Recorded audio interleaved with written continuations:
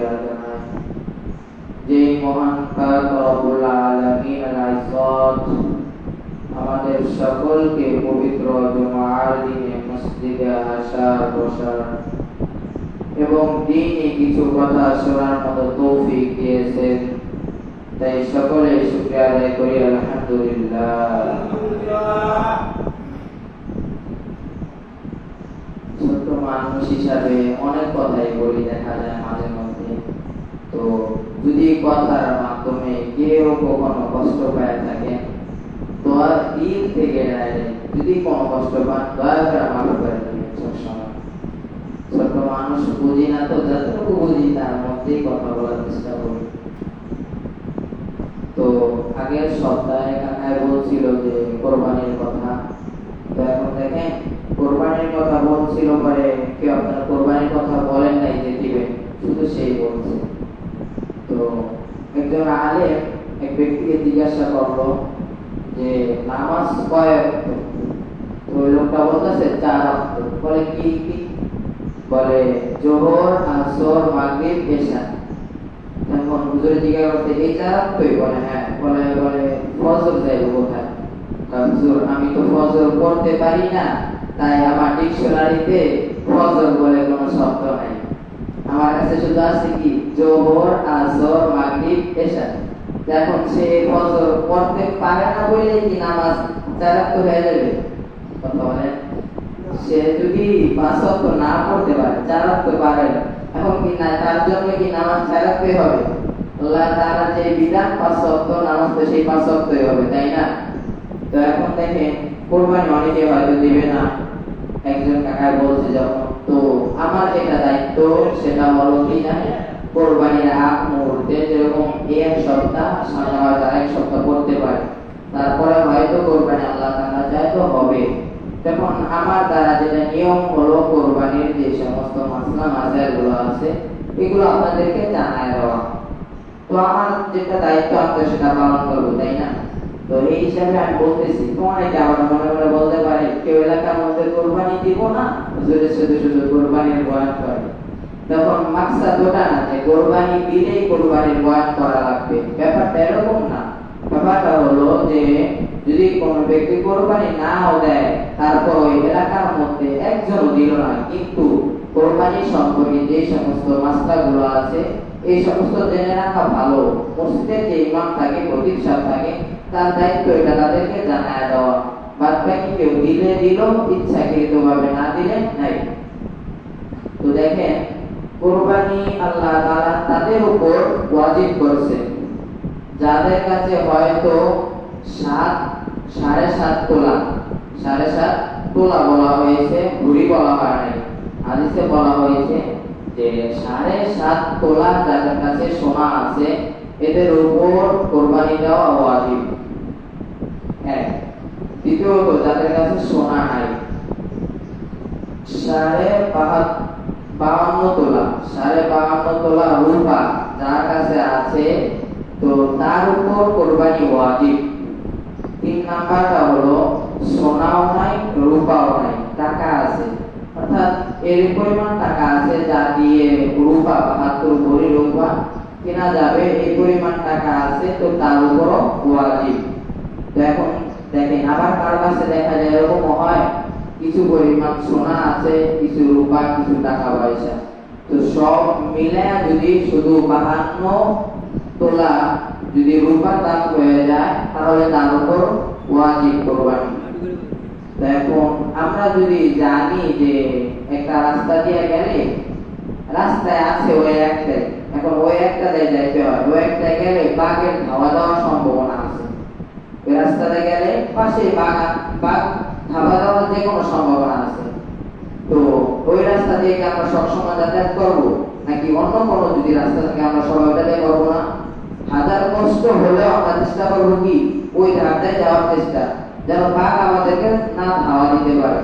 তো এখন যাদের কাছে আছে, এখন যদি তারা কোরবানি না দেয় তাদের উপর কোরবানি কিন্তু ওয়াজিব, না দিলে আল্লাহ তাআলার কাছে গুনাহগার হইতে হবে।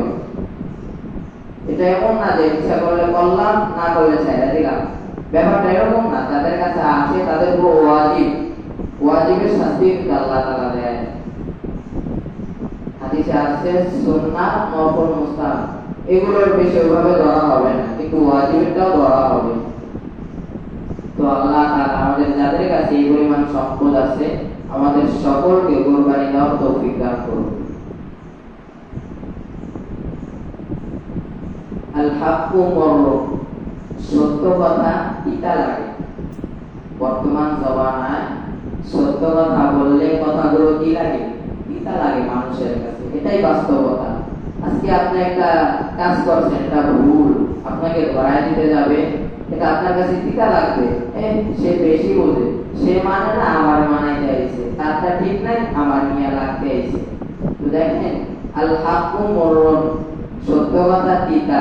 তো বলতেছি, বলার কাজ আমার, দায়িত্ব আমি করবো। যদি কেউ কষ্ট পান মাফ করে দিবেন। আরেকটা বিষয় হলো খানার ব্যাপারটা।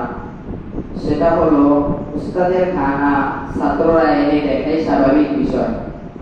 দেখুন আল্লামা শামসুল হক ফরিদী রহমাতুল্লাহ আলাইহি এই ফরিদপুরের একজন গর্ব আলেম, আলেমদের মধ্যে একজন গর্ব আলেম, যাকে নিয়ে সবাই গর্ব করে।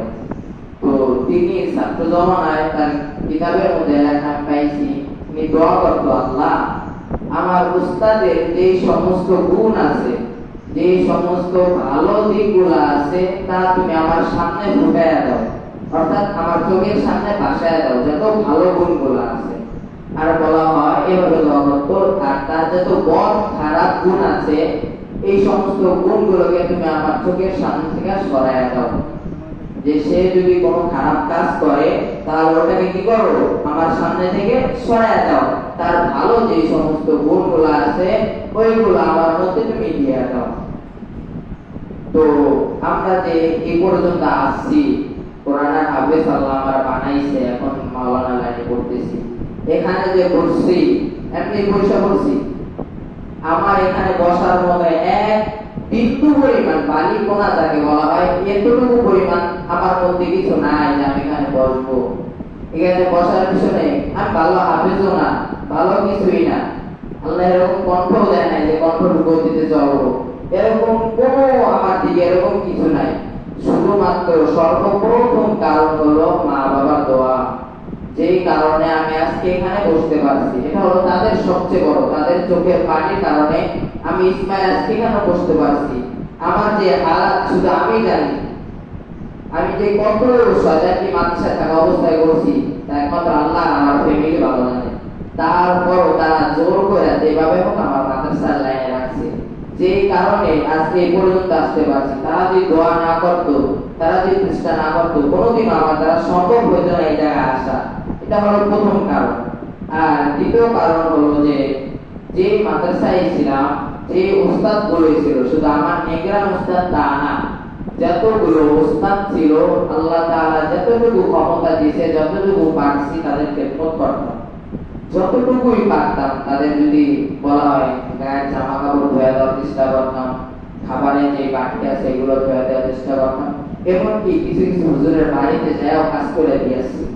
আল্লাহ শুকর আদায় করি যে কাজ করার মতো ভাগ্যটা আমি পাইছিলাম।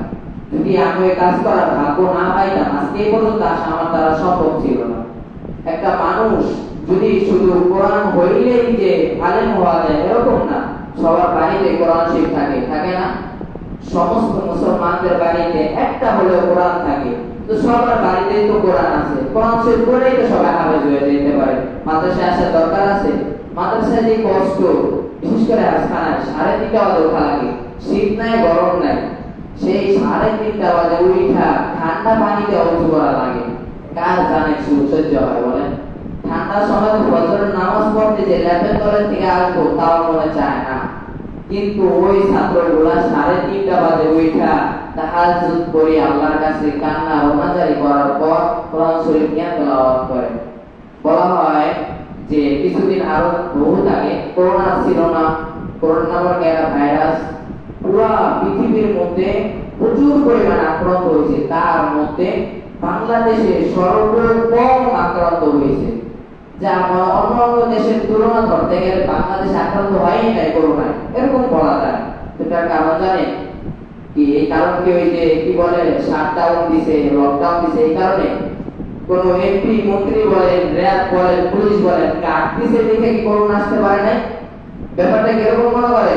শুধুমাত্র হাসখানা ছাত্ররা 3:30 বাজে উঠা কোরআন তেলাওয়াত করে, আল্লাহর কাছে দুইটা হাত তুলে রোনাজারি করে, যে কারণে বাংলাদেশের মুসলমান যারা আছে তারা এত কোনো আক্রান্ত হয় নাই। যা দেখেন অনেক অনেক হিন্দুর আক্রান্ত হয়েছে, মুসলমানরা এই কারণে বাঁচছে, বাংলাদেশের মানুষ এই কারণে। যা দেখেন কিছুদিন আগে কোন রাষ্ট্রে যেন ভূমিকম্প হওয়ার কারণে কয়েক সেকেন্ডের ভূমিকম্প পুরো ওই যে ইটা তাদের দেশটা সব ধ্বংস হয়ে গেছে, যত বিল্ডিং ছিল ভাইটা চুরমার হয়ে গেছে। তাদের কি পরিমাণ কি হয়েছে, তার থেকে দ্বিগুণ পরিমাণ ভূমিকম্প আগে হয়েছে আমাদের এই বাংলাদেশে। তা জানেন বাংলাদেশে ভূমিকম্প হওয়ার পরও কেউ বলতে পারবে না পুরো বাংলাদেশ তছনছ হয়ে গেছে। বলতে পারবে আপনি এদিকে কোনো সময় ভূমিকম্পে কোনো ক্ষতি হয়েছে? আপনি এদিকে ঢাকা শহরে যায় দেখেন খুব অল্প সংখ্যক দেখা যায় যে সমস্ত বিল্ডিং গুলা ড্যামেজ হয়ে গেছে, বেশি দিন নাই তাদের হয়, এর ছাড়া এমনি দেখেন তো হয় কিনা। আর ওই রাস্তায় নতুন নতুন যে বিল্ডিং গুলো উঠেছে তাও সব ভেঙে তছনছ হয়ে গেছে। এর কারণ জানেন? শুধু হাসখানা ছাত্রদের। তো দেখেন হাসখানা ছাত্রদের মানে এত সহজ না, হাসখানা খুব কষ্ট একটা জায়গা। কেউ কেউ বলেন যে খানাও বলে, তা বলা ঠিক না, কারণ গোসলের জন্য মাত্র 15 মিনিট সময় পাওয়া যায়। গোসল খানা দুইটা মিলে আধা ঘন্টা সময়। এই খানা গোসল করে আবার ক্লাসে বসা লাগে। যদি ক্লাসে না বসতে পারে শীতের দিন গেট আটকায় দেয়, রুমের যে দরজা থাকে আটকায় দেয়, বাইরে থাকা লাগে। তো এইভাবে কষ্ট করে মানুষ খানায় পড়ে। তো বাড়িতে যেই তো সবার কোরআন শেখ থাকে, তাই না? তাহলে এত কষ্ট করার দরকার আছে? মাদ্রাসার খানাও কিন্তু অত ভালো হয় না, এত উন্নত মানের খানা হয় না। ওখানে দেখা যায় সপ্তাহে একদিন গোশ দেয় কি দেয় না, এরকম হয়। তো দেখেন এত কষ্ট করে মানুষ তারপরে যারা হাফেজ হয় এত কষ্ট করে হাফেজ হয়। তো শুধু এই কষ্ট করলেই কি হাফেজ হয়ে যায়? যা দেখেন অনেক মানুষ আছে এরকম কষ্ট করছে কিন্তু সর্বশেষ দেখা যায় একজন টিকতে পারে না, হাফেজ হয়েছে, এখন এই লাইনে নাই। আমরা 27 জন মানুষ একসাথে হাফেজখানা উঠছি, তার মধ্যে 3 জন বর্তমান আমরা টিকে আছি। একজন আমি আর 2 জন ছাত্র ভাই আছে। তো একজনের বয়স আমার থেকে অনেক বেশি, খুশি চাকরি করে, আর আমরা 2 জন এখনো পড়ালেখার লাইনে আছি। তো দেখেন 27 জন মানুষের মধ্যে 3 জন টিকছে। এরকম কত দেখা যায় হাজার হাজার মানুষ মাওলানা হাফেজ হইয়া এই লাইন থেকে বাইরে হয়, বাইরে হওয়ার পর এই লাইন আর থাকে না, দুনিয়াবি লাইনে ব্যস্ত হয়ে যায়, কেউ ব্যবসা, কেউ বাহিরে, এই নানান ধরনের কাজে ব্যস্ত হয়ে যায়। তো দেখেন যারা নাকি ওই হাফেজখানায় থাকা অবস্থায় বা মাদ্রাসার লাইনে থাকা অবস্থায় উস্তাদদের খেদমত করে, মাদ্রাসার যে খেদমত করে, এরাই দেখা যায় সর্বশেষ এক একজন কোনো না কোনো কিছু আল্লাহ বানায় দেয়। দেখা যায় কিছু কোনো মাদ্রাসার খেদমতে থাকে, কেউ মুতামিমের দায়িত্ব পায়, কেউ মসজিদের খেদমতে, এরকম আল্লাহ তাআলা তাদেরকে লাগায় রাখে। তো দেখেন ওই যে বলছি শামসুল হক ফরিদপুরি দোয়া করতো কি, আমাকে তুমি উস্তাদের যে ভালো গুণগুলো আছে এইগুলো দেখাও, আর খারাপ গুণগুলোকে আমার চোখের সামনে থেকে সরায় দাও। আরেকটা হলো বাসায় কোরআন শরীফ থাকা সত্ত্বেও মানুষ কি করে মাদ্রাসা যায় পড়ালেখা করে। তো দেখেন শুধু যা ব্রেনের জোরে পড়ালেখা হয় না, মাদ্রাসার লাইনে যত ব্রেন থাকুক এই সমস্ত ছাত্র দেখবেন টেকে না, যারা নাকি মেহনতকারী হয় তারাই টেকে। তো দেখেন এসব বলার কারণ হলো অনেক মানুষই আছে কানে কথাগুলো আসে মাঝে মধ্যে, কষ্ট পাবেন, আগে বলছি, যদি কষ্ট পায় থাকেন মাফ করে দিবেন। তো কথাগুলো আসে যে হুজুরের খানা আইনা দেয়, পর হুজুরের সাথে থাকে, হুজুরে অ্যান্ড্রয়েড ফোন ব্যবহার করে, অ্যান্ড্রয়েড ফোন বোঝেন, ওই বড় ফোনটা দেখতেছেন, এই বড় ফোন ব্যবহার করে। তো যেই মানুষ নাকি বড় ফোন ব্যবহার করে সে কি কোনোদিন ভালো হয়? এই কথা বলে কিছু কিছু লোক। তো এখন ভাবেন বড় বড় আলেমদেরকে, আপনার এক নাম হয়তো চেনেন, মিজানুর রহমান আজহারি চেনেন না? বাংলাদেশের মধ্যে একজন খাঁটি আলেম, বক্তা, ভালো লেভেলের আলেম। ওনার হাতে কোনো সময় আপনারা বাটন ফোন দেখছেন? দেখবেন ভিডিওর মধ্যে ওনার হাতে অ্যান্ড্রয়েড সেট থাকে। ভালো ভালো আলেমদের হাতে অ্যান্ড্রয়েড ফোন। এখন আমরা যদি ছাত্র মানুষ অ্যান্ড্রয়েড ফোন চালাই, এটা ঠিক না, আমিও মানি, কিন্তু এখন অ্যান্ড্রয়েড ফোন চালাইলে যে সে খারাপ হয়ে যাবে এরকম কি ব্যাপারটা? তারা চালায় না, যারা বড় বড় আলেম তারা চালায় না, তারা কি খারাপ হয়ে গেছে? তো আজকে হুজুরে অ্যান্ড্রয়েড ফোন চালাইলে হুজুরে খারাপ হয়ে যায়, এই কথাটা যারা বলে জায়গা নিয়ে যে অ্যান্ড্রয়েড ফোন চালাইলে যদি মানুষ খারাপ হয়ে যায়, তো তাহলে বড় বড় আলেমরা অ্যান্ড্রয়েড ফোন চালাইলে তারা এই লাইনে থাকতো না, তারা এইসব লাইনে থাকার যোগ্য না। এই যে আপনার কি বলে জোনায়েদ আল হাবিব, বাংলার খতিব বলা হয়, বাঙালি খতিব, তার হাতে অ্যান্ড্রয়েড ফোন। বাংলাদেশের একজন বড় রাহবার আল্লামা মামুনুল হক সাহেব, তার হাতেও দেখবেন অ্যান্ড্রয়েড ফোন। তো তারা কি খারাপ? কথা বলেন। হ্যাঁ, হেফাজতের যে আমির, খেলাফতে বাংলাদেশের যে আমির, তিনি কি খারাপ?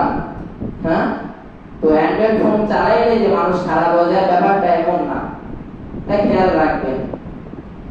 আরেকটা বিষয় হলো, রাস্তায় দিয়ে আসার সময় যাতায়াত করে না, হুজুরদের দেখবেন মানুষ পায়ে পায়ে ভুল করে, এটাই বাস্তব। যদি হুজুর রাস্তা দিয়ে তাড়াতাড়ি হাইটা যায়, হুজুরের মনে হয় খিদা বেশি লাগছে, তাড়াতাড়ি হাইটা যাইতেছে দাওয়াত খেতে। যদি আস্তে আস্তে হাইটা আসে, আজকে মনে ওই বাড়ি যায় খাইছে ভরপুর, হুজুরের গায়ের গোস্ত বানাইছে, কি বুড়ি একখান বানাইছে খাইয়া পরের বাড়িটা, এর লেগে আস্তে আস্তে আসতেছে, আস্তে আস্তে হাইটা আসতেছে। মানুষ এগুলো বলে না, দেখবেন অধিকাংশ বলে। আরেকজন হুজুর যদি দেখেন একটু স্বাস্থ্য মস্ত ভালো, এলাকার মানুষ বলে কি পরের বাড়িটা খাইয়া শরীর একখান বানাইছে। এই এলাকার মানুষ বলে যে হুজুরের পরের বাড়ি খাইয়া চামড়া মোটা বানাইছে, কিন্তু অথচ তার বাড়ি থেকে খাবার এই মসজিদের ইমামবার হয় না, কিন্তু সে কথা বলে। তো সে যে বাড়ি যা বলে, ওই বাড়িটাই খাইয়া আমাকে কেমন বানাইছে, না খাইলে বাসায় মাদ্রাসায় যা খাওয়াই দিয়ে আসতো। এরকম মানুষের কাছে তারা যা বলে, আবার এগুলো শুনলে কষ্ট লাগে। আবার একটা ছাত্র, একজন আমার দেখছেন তো, একজনে খানা এনে দেয়, তার নাতি প্রায় প্রায় আমার খানা এনে দেয়, তাকে আবার অনেক বলে হুজুরের টান হাত। আরে ভাই, আমি তো মনে করি ওর কপাল, ওই হুজুরদের খেদমত করে, আমাদের তো কোনো যোগ্য নাই। আল্লাহ তাআলা হয়তো, আমি যাই হই না কেন গুনাহগার, আমার মধ্যে কিছু নাই, এতটুকু করার কারণে আল্লাহ হয়তো ওর মধ্যে কিছু দিয়ে দিতে পারে, পারে না? আমরা যে এই পর্যন্ত আসছি, হুজুরদের খেদমত করছি বলে এই জায়গায় আসতে পারছি, না বললে আমার মতো পোলা জীবনে জায়গায় আসার মতো যোগ্য রাখি না, আমি জীবন পারি না। আমি মাদ্রাসা থেকে 1000 বার বলাইছি, আমার আব্বু আমার ধরে দিয়েছে, হুজুরা বুঝায় রাখতো। হুজুরদের খেদমত করতে করতে এই পর্যন্ত আসছি আমি, বুঝলেন? এত সোজা মনে করছেন। একজন খানা আনে দেখে একজন আরেকজনের গীবত বলেন, সাবধান, যারাই বলে সাবধান হয়ে যান। সমস্ত কথাগুলো বলতেছি, বলতে পারেন আমার জন্য, হ্যাঁ আমার জন্য বলতেছি, এগুলো যারা বলেন তাদের গুনাহ হইতেছে, তো তারা সাবধান হয়ে যান, যে কারণে আমি বলতেছি। তখন ওই বিষয়টা, রাস্তা দিয়ে হাঁটার সময় মানুষ পায়ে পায়ে ভুল করে হুজুরদের। তো এখন রাস্তা দিয়ে হাঁটতেছি, তো এখন দেখা যায় আমাকে ফোন দেখতেছি, কি দেখতেছি তা দেখে না। এমনও তো হইতে পারে কোনো মোবাইলের মধ্যে কোরআন শরীফ দেখা যায় না, কোনো হাদিস দেখা যায় না, আল্লাহ ওয়ালাদের কথা শোনা যায় না। এখন ওটা শুনতেছি না কি করতেছি তা দেখার বিষয় না, হুজুর রাস্তাটা হাঁটে আর ফোন চালায়। এখন ফোন করে ধুয়ে দিলাম, রাস্তা দিয়ে খালি হাঁটতেছি, বাইক থেকে যে একটা আওয়াজ আছে, আপনার তাকাইতে মন চাইবে না ওইদিকে, কথা বলেন, যত ভালো মানুষ আসুন, রাস্তা দিয়ে হাঁটতেছে, হঠাৎ একটা কথার আওয়াজ আসছে, বাইশা বা একটা চিল্লান আসছে, এবং যদি তাকায় ওই বাড়ির দিকে নজর যায়, তখন মানুষ কি বলে জানেন? ওই হুজুরটা খারাপ, হুজুরটা ভালো না। যাওয়ার সময় রাস্তা দিয়ে হাঁটে আর মানুষের বাড়ির দিকে তাকায়, বলে কি বলে না বলেন? এগুলো বলে। তখন হুজুরের গল্পটা কি বলেন? ফোন টিপে যদি হাইটে যায় তাও দোষ, মাঝে মধ্যে যদি লাইসেন্সের বাইসেন্স না চলে যাইতেই পারে, যদি নজর যায় তাও মানুষ কি বলে? হুজুর ডাক্তার যাইবে কই হুজুরে? কথা বলেন, কোনো যাওয়ার কোনো পথ আছে দেখাইছেন আপনারা? কোনো সিস্টেমই রাখেন নাই। এরকম অবস্থা এখন আপনাদের, সব দিক মিলায় দেখা যায় মাঝখানে কি হইলো? হুজুররাই সর্বদিক ডাক। কিন্তু আল্লাহ তাআলা বলে, আল্লাহ যারা নাকি কালকে আমাদের ময়দানে জান্নাতে যাবে, যারা জান্নাতে যাবে, জান্নাতে যাওয়ার পর মানুষ আলেমদেরকে খুঁজবে। জান্নাতে গেছে তারপর সে আলেমদেরকে খুঁজবে, কারণ কি জানেন? বলে জান্নাতের মধ্যে সব নিয়ামত দেওয়া হইবে, সব নিয়ামত দেওয়া হইবে। তো দেওয়ার পরও কিছু কিছু মানুষ থাকবে যারা আলেম, তার পেটে তো পাবলিক থাকবে না, আল্লাহ তাআলা তো পাবলিক দলের মধ্যে নেবে। তো আল্লাহ তাআলা বলবে, বান্দা তোমাদের তো আমি সব নিয়ামত দিছি, কিন্তু এখন একটা নিয়ামত দেই নাই, একটা নিয়ামত দেই নাই। তো এখন যারা নাকি আম পাবলিক থাকবে, যারা নাকি মাদ্রাসার লাইনে বা দিনী লাইনে শিক্ষা নাই, তো তখন তারা কি করবে?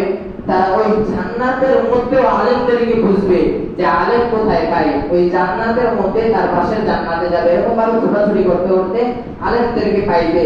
পাওয়ার পর তাদেরকে জিজ্ঞাসা করবে যে জান্নাতের মধ্যে তো আমরা সব কিছু নিয়ামত পাইছি, আমাদের জন্য যা যা আল্লাহ তাআলা দুনিয়াতে বলছিল তাই পাইছি, কিন্তু এখন আল্লাহ বলে একটা নিয়ামত বাকি রয়েছে, সেটা কি? সেটা কি? সব নিয়ামত পাওয়ার পর জান্নাতের মধ্যে যাও আলেমদেরকে খুঁজে জিজ্ঞাসা করবে, তখন বলবে দুনিয়ার মধ্যে আল্লাহ তাআলা তোমাদের বলকে বলছিল এত কষ্ট করে জান্নাতে আসতে, জান্নাতে আইছো, নিয়ামত পাইছো, কিন্তু তার চেয়ে বড় জিনিসটা কি জানো? বলে আল্লাহ তাআলাকে দেখা, আল্লাহ তাআলাকে নিজ চোখে দেখবে, এটা হলো জান্নাতের সবচেয়ে বড় নিয়ামত। এটা করলেই পাইবে। বলে জান্নাতের যত নিয়ামত গুলো আছে সবগুলো দেওয়ার পর তারপর আল্লাহ তাআলা এই নিয়ামতটা দিবে। বলেন না সুবহানাল্লাহ। তো দেখেন জান্নাতে যাওয়ার পরও মানুষ আলেমদেরকে খুঁজে। আলেম কি সহজ জিনিস? আরে যে ব্যক্তি খুঁজে দেখেন আপনাদের এলাকার মধ্যে কয়জন বংশে একটা হাফেজ আছে, একটা আলেম আছে বা একটা হুজুর আছে? আর যার ভাগ্যে নাই সে তো মনে করি কপাল পোড়া, আর যার ভাগ্যে আছে সে তো ভাগ্যবান। এরকম দেখেন, আমি আগে বলছিলাম যে ঈদের দিন আমাদের বাড়ির পাশে একটা ছেলে মারা গেছে, আমাদের বয়সী। তো ওর পরিবারের মধ্যে একজন মানুষ এরকম নাই যে আলেম, ওর গোসলটা যে দিবে ওর মতো একজন মানুষ পায় নাই। যেদিন কে কার দিকে আসে, যদি আজকে পরিবার একজন আলেম থাকতো সে অবশ্যই আসতো না গোসল দিতে? আসতো কিনা? কথা বলেন, আসতো না? অল্প মরছে, ওর পাশে যে একটা কোরআন শরীফ নিয়ে বসে তেলাওয়াত করবে, এরকম একজন মানুষ নাই। ভাইবা দেখেন, আপনারা মরবেন না, আমি মরবো না, আমাদের পাশে তেলাওয়াত করার জন্য একজন মানুষ রাখা দরকার না? ভাইবেন একজন মানুষ শুয়ে যা, তখন তো টাকাটা কিনে আনা লাগবে। আর এই যে ফাজাইল আমল দেখছেন, এটার মধ্যে লেখা আছে যারা নাকি টাকার বিনিময়ে কোরআন বিক্রি করলো, টাকার বিনিময়ে কোরআন বিক্রি করলো, কাল কিয়ামতের ময়দানে ওই মানুষটাকে এমন ভাবে উঠানো হইবে, বলা হয় তার গায়ে মুখে কোনো জায়গায় বস্তু থাকবে না। নাউযুবিল্লাহ, তার গায়ে কোনো জায়গায় বস্তু থাকবে না, শুধু হাড্ডিগুলো উঠবে। ভাবে এতই সবকিছু সুধা। তো আল্লাহ তাআলা আমাদের সকলকে এই সমস্ত দিকগুলোকে দেখা চলাফেরার তৌফিক দান করুন।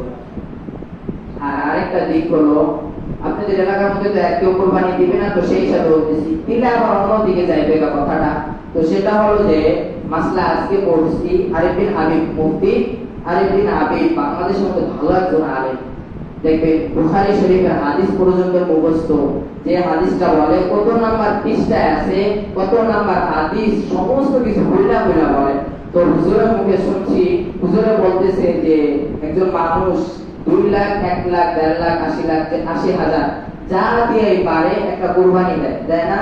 তো দেওয়ার পরে উত্তম হলো নিজের গরুটা নিজ হাতে কুরবানি দেওয়া, নিজ হাতে কুরবানি দেওয়া। তো অনেকেই দেয় না, সাধারণত দেখা যায় মহল্লার যে মসজিদ ইমাম থাকে তাদেরই দেওয়া হয়। তো একটা জিনিস ভাবেন, আপনি কম ধরেন 80,000 টাকায় ধরেন, 1 লাখ টাকায় ধরেন, যদি এত টাকা খরচ করে যদি আপনি কোরবানি দিতে পারেন, কোরবানি দিতে পারেন, তো ওই হুজুরকে কিছু দেওয়া লাগে না?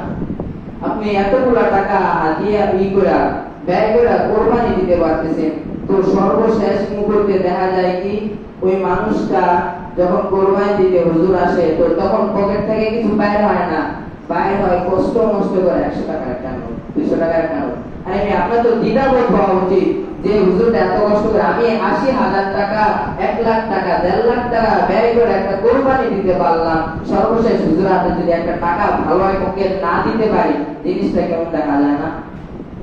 আপনারাই ভাইবা দেখবেন এইসব বিষয়গুলো। তো আপনাদের এলাকায় দিবে না কেউ, যে কারণে বললাম। আপনার পরে বলতো যে হুজুর লেগে হুজুরে বলে। তো আমি আগেও যেসব জায়গায় ইমামতি করছি আলহামদুলিল্লাহ কোনো জায়গায় দিই না, ডর করে। একবার দিছিলাম মাদ্রাসার টাকা অবস্থায় 2 লাখ 80 দিছিলাম, এছাড়া দিতে পারি না, আমার ভিতরে ডরায়। যে কারণে বললাম, আল্লাহ তাআলা আমাদের সকলকে এই সমস্ত বিষয়গুলো আমল করার তৌফিক দান করুন। ওয়া আখিরু দাওয়ানা আলহামদুলিল্লাহি রাব্বিল আলামিন। যারা সুন্নাত পড়েন নাই কবর দোয়ার জায়গাটা সুন্নাত করে।